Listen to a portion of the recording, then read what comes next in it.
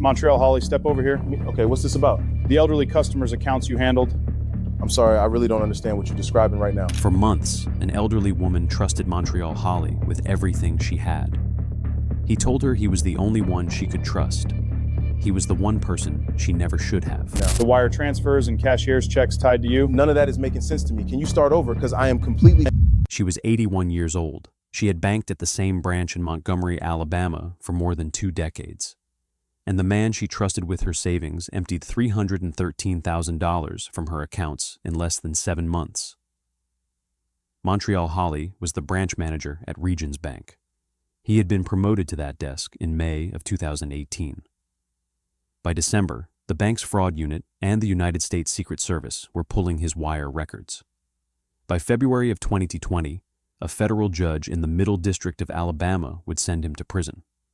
And the woman whose life savings he drained?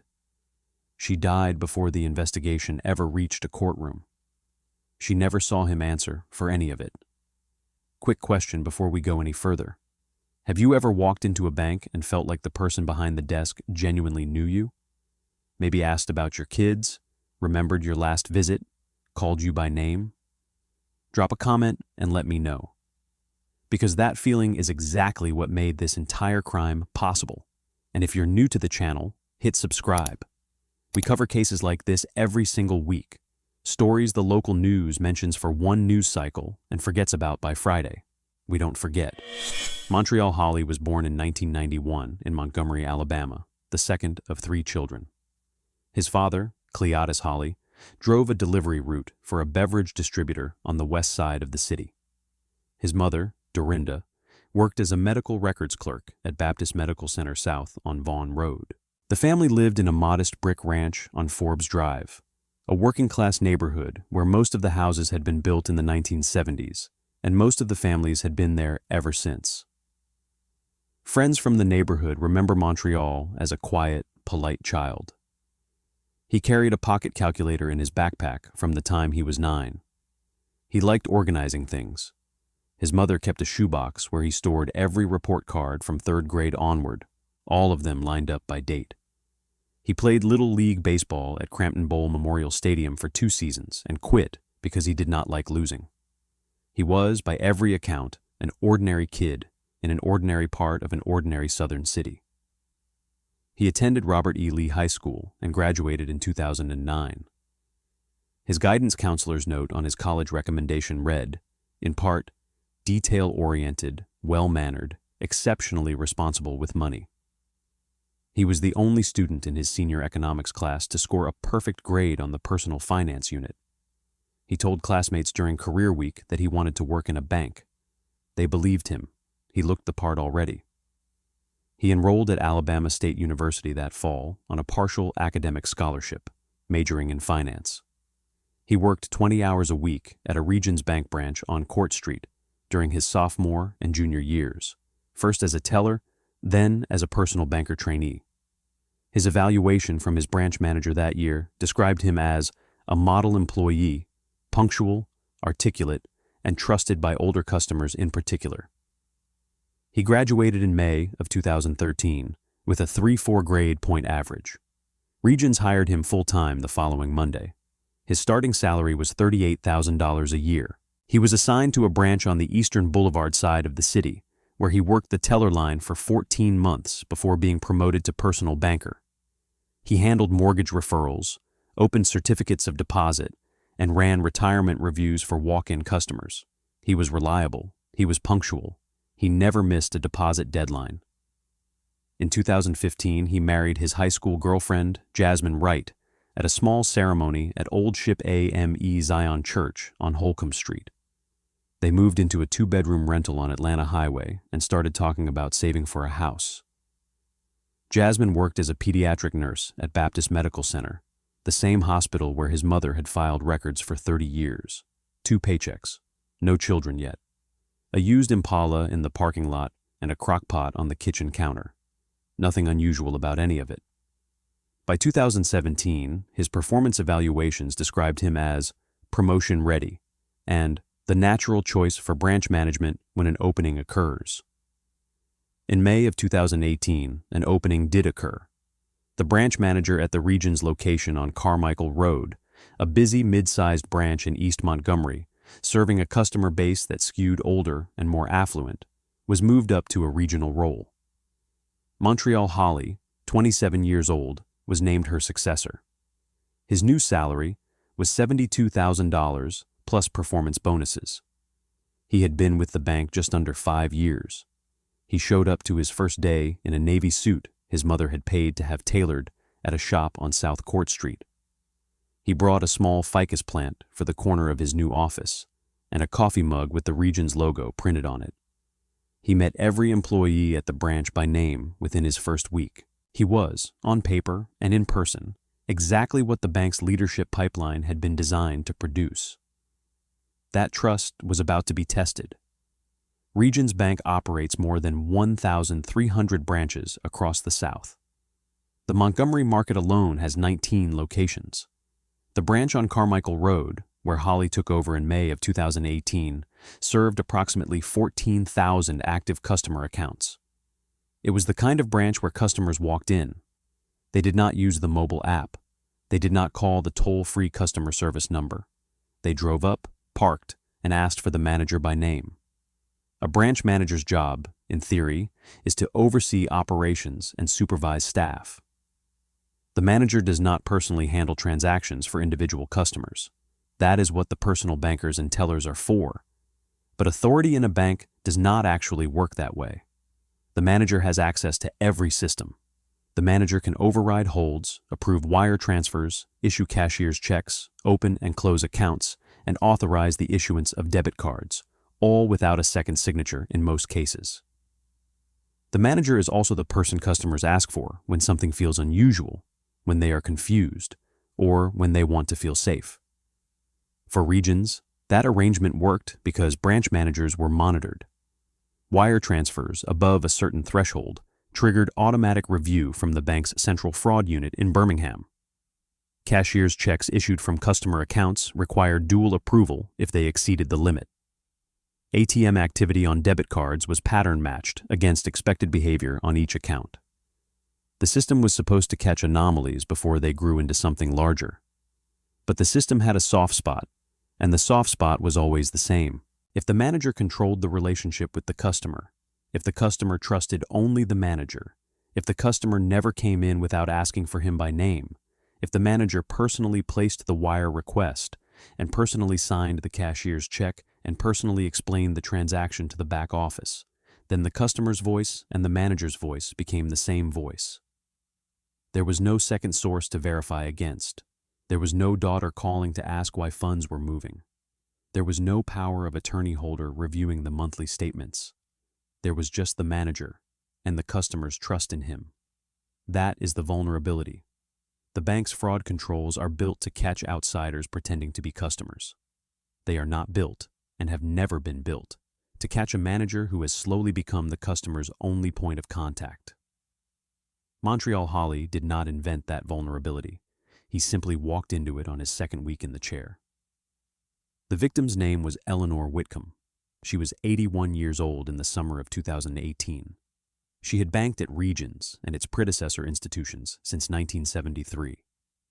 Her late husband, a retired civil engineer for the Alabama Department of Transportation, had set up the accounts 45 years earlier. She had never closed them. After his death in 2011, she continued to deposit her Social Security check, her pension from 28 years of teaching at Floyd Middle School, and the monthly dividend from a small portfolio of utility stocks her husband had assembled over 3 decades. The accounts held, in aggregate, just over $400,000. Eleanor Whitcomb lived alone in a brick house on Lexington Road. She had 2 adult children, one in Birmingham and one in Knoxville, and she did not see them often. She drove herself to the Regions branch on Carmichael Road every other Tuesday in a 2004 Buick LeSabre. She liked to talk to whoever was at the front desk. She brought peppermints in a small ceramic dish to share with the tellers, and she remembered every teller's birthday from one visit to the next. She met Montreal Holley in his second week as branch manager. He introduced himself at the front lobby, walked her back to a chair in his office, and spent 40 minutes reviewing her account history with her. He asked about her late husband. He asked about her children. He noticed she was confused about the difference between her checking balance and her certificate of deposit maturity date, and he walked her through it slowly, sketching the numbers on a yellow notepad so she could see them. By the end of the meeting, she had his direct office line written on the back of a Regions business card. By the end of the month, she was calling him whenever she had a question. Within 90 days, she would tell other tellers, politely but firmly, that she only wanted to deal with Mr. Holley. He was the only one who explained things to her in a way she understood. He was the only one she trusted with her late husband's money. The first withdrawal was on August 14, 2018. A cashier's check for $42,000 issued from Mrs. Whitcomb's primary checking account, payable to a Regions customer in Birmingham. That customer happened to be a cousin of Holley's wife, Jasmine. The cousin deposited the check and then, 2 days later, wrote a personal check back to Jasmine Holley for the same amount. Jasmine used the funds to pay off the balance on a personal loan she had taken out the previous year. There was no paperwork from Mrs. Whitcomb authorizing the transfer. There was no phone call documented. There was no signed letter of instruction. There was a verbal agreement, Holley would later claim, that he had recorded in a handwritten note in her customer file. The note was not in her file when investigators looked. The second withdrawal came 2 weeks later. $23,266 wired from Mrs. Whitcomb's savings account to a credit union in Prattville. The credit union account belonged to a regional auto finance company. The auto finance company applied the funds to the loan balance on a silver 2017 Nissan Altima, driven by a woman named Brianna Sutton, who was 24 years old and lived in an apartment complex off Eastern Boulevard. Brianna Sutton was not Montreal Holley's wife. Brianna Sutton was Montreal Holley's girlfriend. He grew bolder. By October, he was issuing cashier's checks from her accounts at the rate of 1 every 9 days. He paid off a personal loan in his own name. He paid off a credit card in his mother's name. He sent $15,000 to a cousin in Mobile to cover a delinquent mortgage payment. He moved smaller amounts, $3,000 here, $4,000 there, to various family members for what he later described as informal loans that were never repaid. Then, in November, he did something so brazen it should have ended everything that same week. He opened a debit card on Mrs. Whitcomb's primary checking account in her name. He had the card mailed to the branch rather than to her home. He intercepted it at the mail intake. He activated it himself in his office, using a phone number he had added to her file. And he began using it at Regions ATMs across Montgomery to withdraw the daily maximum, $1,000 per transaction, multiple times per week. Mrs. Whitcomb never knew the card existed. She did not own a debit card. She had told Holley in their very first meeting that she preferred to write paper checks because she did not trust the little machines. He had agreed. He had laughed about it. He had said his own grandmother had been the same way. By early December, Holley had drained over $120,000 from her accounts through cashier's checks, wire transfers, and ATM withdrawals. He had not been caught. No one inside the bank had asked a single question. The system had not flagged any of it, because every transaction had been initiated by the branch manager personally, and every transaction had a plausible cover story sitting in the file next to it. He had one more move to make, and it was the move that would end his career. On December 7, 2018, Montreal Holley initiated a wire transfer of $188,000 from Eleanor Whitcomb's primary savings account. The destination was a Wells Fargo checking account in Montgomery. The Wells Fargo account belonged to Montreal Holley. He filled out the wire request form himself. He listed Mrs. Whitcomb as the originator. He listed himself, by his own initials, as the beneficiary. He marked the purpose field as Personal Funds Transfer. He signed it on her behalf using a power of attorney designation that did not exist in any file at the bank, and he submitted it through the branch's internal wire system at 2:47 in the afternoon. The wire cleared the same day. He had crossed a line he would not be able to uncross. A $188,000 wire from an elderly customer's account directly into an employee's personal account at a different bank was precisely the kind of anomaly that the region's fraud control system had been specifically designed to catch. It triggered 3 separate flags within 72 hours. The Birmingham Fraud Unit pulled the file the following Tuesday morning. The internal review took 11 days. By December 21st, the bank's fraud officers had reconstructed every transaction Holley had run through Mrs. Whitcomb's accounts going back to August. They had a list of recipients. They had matched names. They had found the cousin in Birmingham. They had found the Nissan Altima in Prattville. They had found Brianna Sutton. They picked up the phone and called the United States Secret Service field office in Montgomery.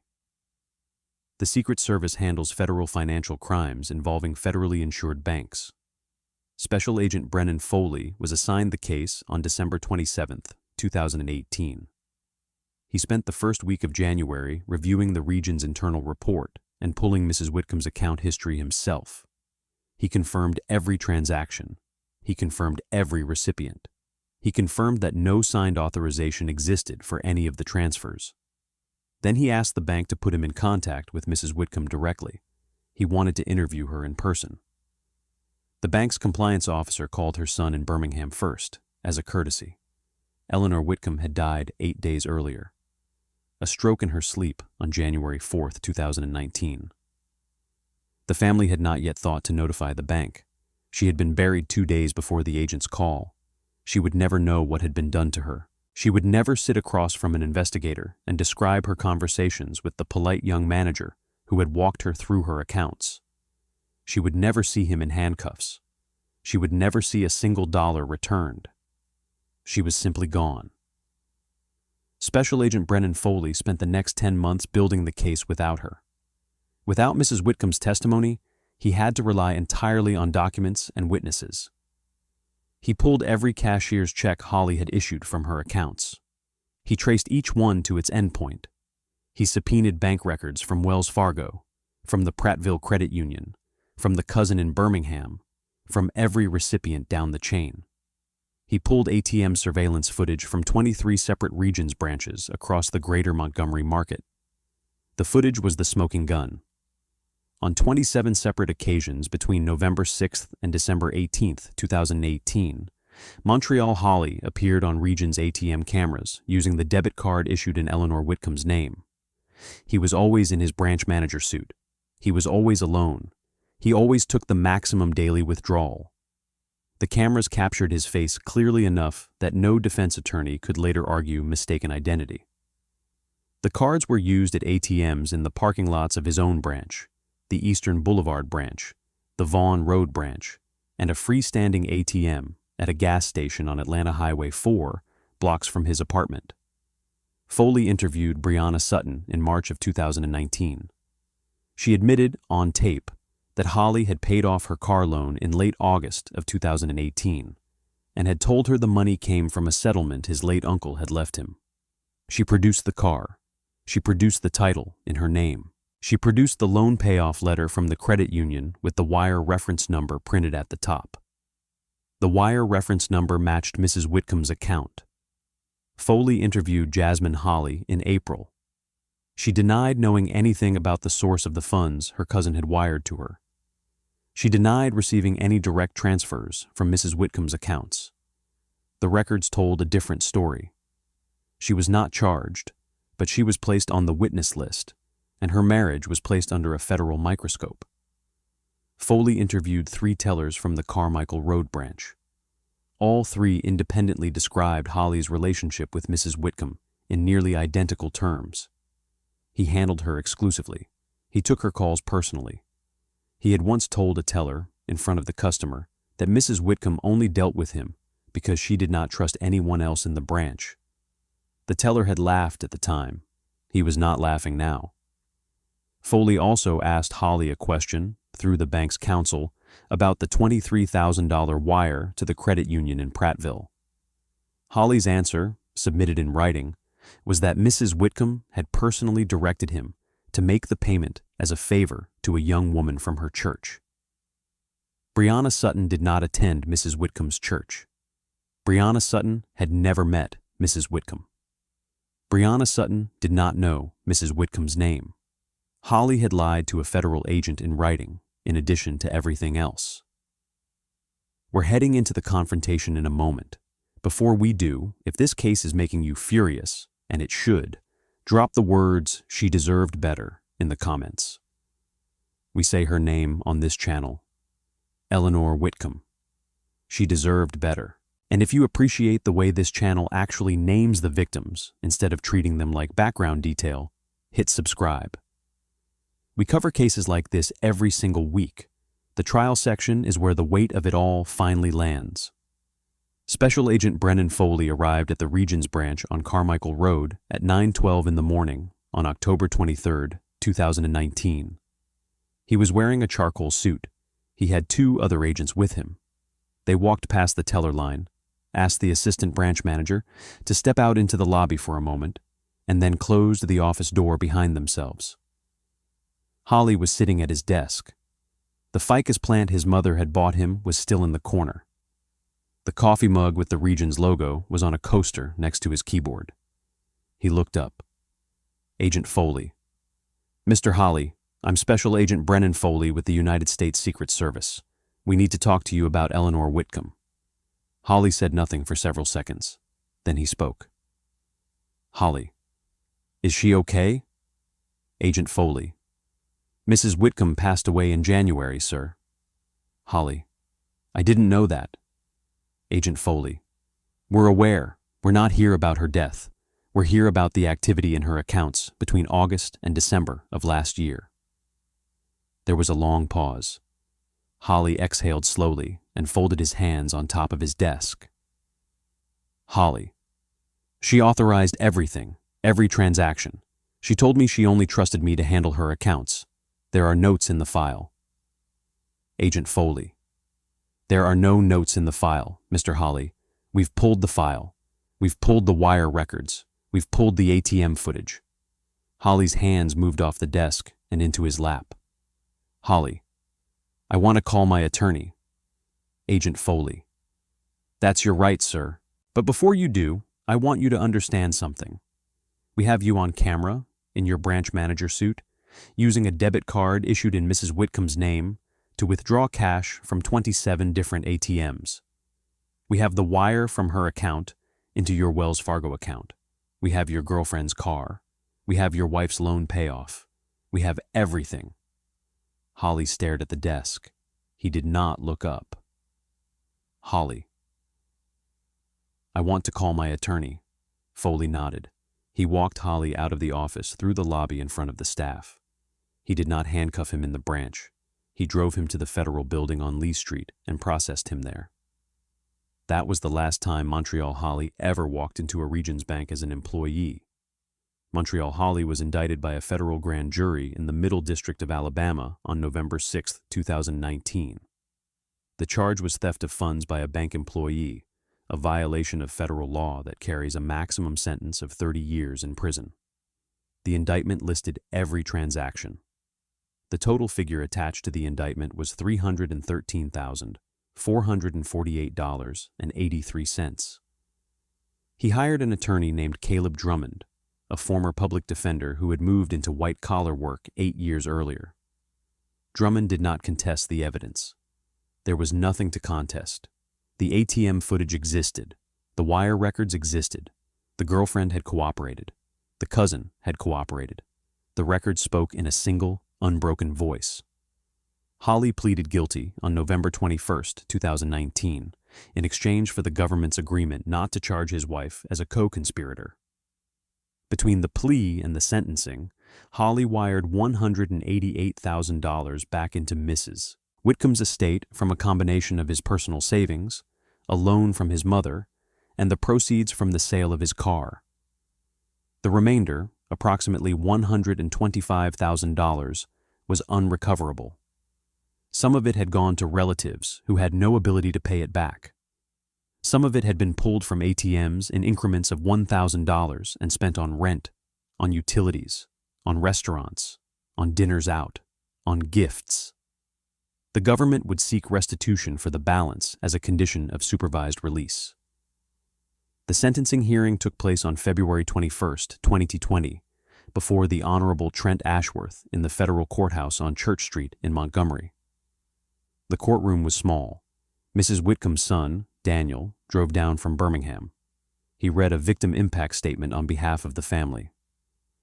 "My mother trusted that bank for 45 years, he said. She trusted that branch manager because the bank put him in that chair and put his name on the wall. She died believing her money was safe.